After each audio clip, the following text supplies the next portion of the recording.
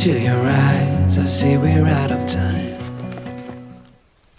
Jackie Kennedy came to Wales twice in her lifetime, both times to attend the funeral. The second time she came was in 1985 to attend the funeral of the man that was once dubbed the man most likely to marry Jackie Kennedy. David Ormsby Gore, also known as Lord Harlech, was the British ambassador to the United States during the Kennedy administration.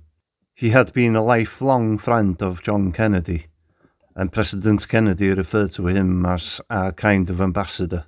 He played a significant role during the Cuban Missile Crisis, and it is reported that he was a restraining influence on President Kennedy. He helped ensure the first test ban treaty of nuclear weapons in 1963. It was said he was almost a resident at the White House, and he was as much a friend to the Kennedy family as he was an ambassador. He even used to supply President Kennedy with Cuban cigars via his diplomatic case. When he passed away in 1985, senior members of the Kennedy family attended his funeral in the village of Talsarnau, and today I'm going to show you his grave. Hey.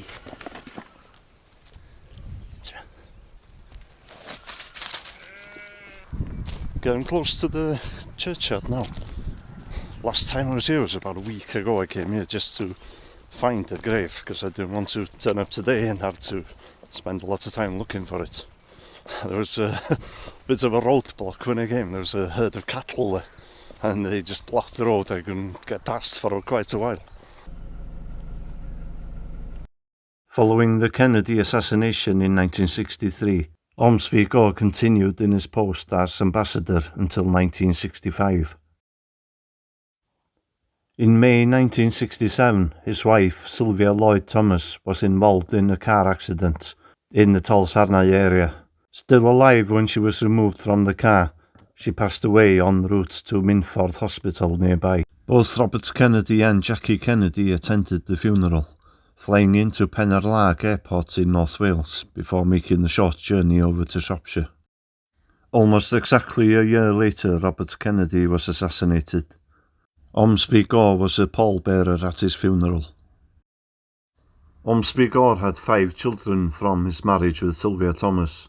His daughter Jane was in the same social circle as Mick Jagger, and many people believe that the Rolling Stones song Lady Jane is about her. His son Julian died of gunshot wounds in 1974 in an apparent suicide. His daughter Alice was engaged to Eric Clapton for a number of years, but they never married. She died in 1995 from a heroin overdose.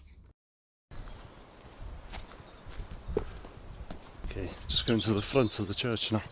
And it looks like those cattle have been deployed to another field, thank God. By 1968, it appeared that David Ormsby Gore was in a relationship with Jackie Kennedy. There was a much publicised trip to Cambodia, and there was speculation that they were to be married. He was said to be devastated when she decided to marry Aristotle Onassis. In 1969, he remarried, marrying Pamela Collin, also an American, with a striking resemblance to Jackie Kennedy.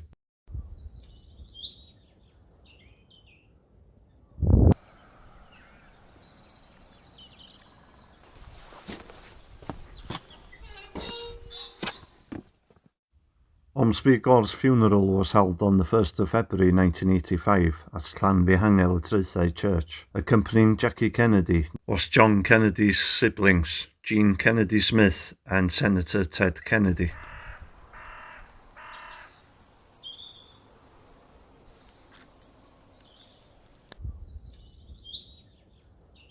It was a simple service. There were only 80 or 90 mourners inside the chapel, but it was relayed to another 100 mourners outside.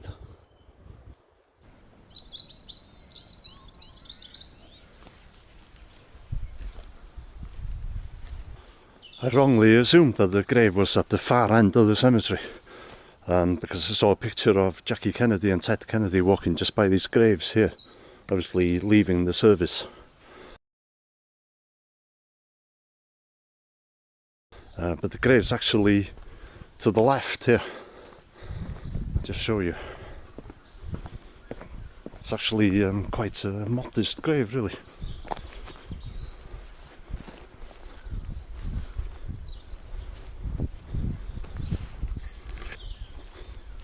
Here we are.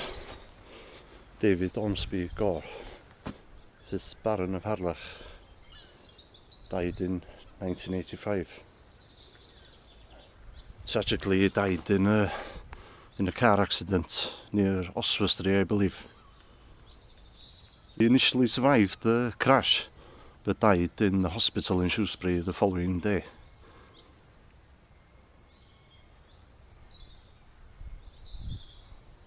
The grave is actually pretty much facing his home of Glencowarch. It's about a mile away. And apparently the Kennedys stayed in a hotel that was pretty much next door to the house. In 2017, an important discovery was made in Glencowarch. Inside a diplomatic case, a number of letters which Ormsby Gore had received from Jackie Kennedy were found, locked away for almost 50 years. It would appear from the correspondence that he had indeed proposed to Jackie Kennedy in 1968.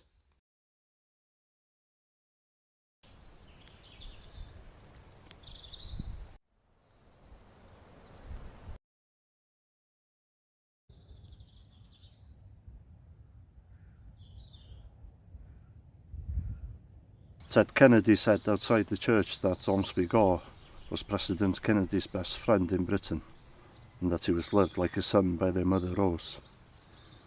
And he went on to say that President Kennedy, well actually he said, Jack called him the most intelligent man he had ever known.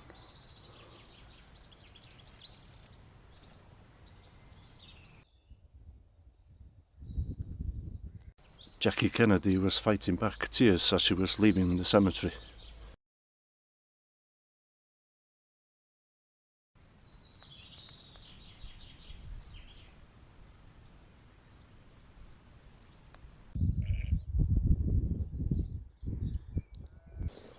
I haven't been able to find it, but there's a grave of Mary Evans, or Mary Evans in Welsh.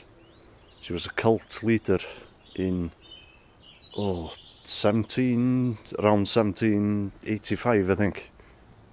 She had 60 or 70 followers, and she'd convinced them that she was the bride of Jesus Christ. And she told them that she'd never die, but she did.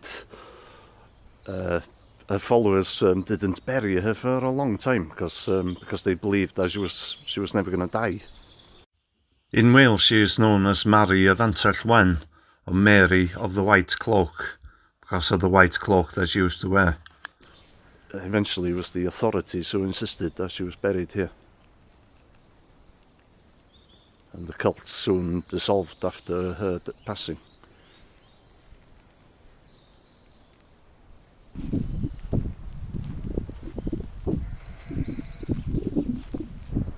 Grave of Richard Hughes. He was a writer. He wrote novels, plays and poetry. He only completed 4 novels. The most famous one was High Wind in Jamaica, which to this day sells up to 100,000 copies every year. The book was actually made into a film in 1965, starring James Copen and Anthony Quinn. The book that's considered a classic by him is A Fox in the Attic. He was a very slow writer and would have days where he would have a negative word count because he used to cross out a lot of work he'd done. He once said that writing a novel was like a race between the publisher and the undertaker. Richard Hughes died in 1976 of leukemia at his home. Richard Hughes was the church warden here. His house is only a short distance away, so I decided to go and have a look.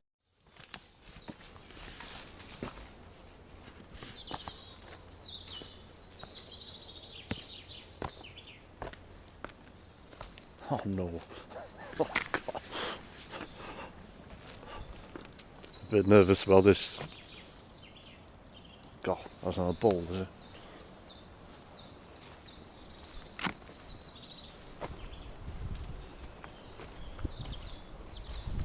Well, they actually seem to be more nervous of me this time.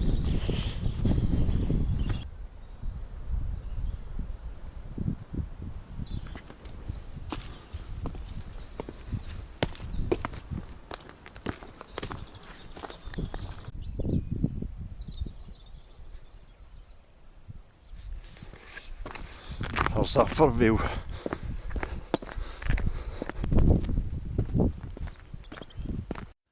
Richard Hughes' home is just down this little lane. You can barely see the house there. Mick Jagger was one of his fans. Mick Jagger and Marianne Faithfull visited him here at one time. His family remember him being in his room all day with a strangely silent typewriter, with a room full of telescopes and binoculars and stuffed birds. That's almost the end of the video. As always, please let me know what you think. I look into your eyes, I see we're out of time. I guess no one's to blame, nobody crossed the line. I guess we couldn't see, somehow we couldn't feel. Maybe we rose too fast, maybe we got too high. But I remember days I wonder we were always gonna last. Yeah.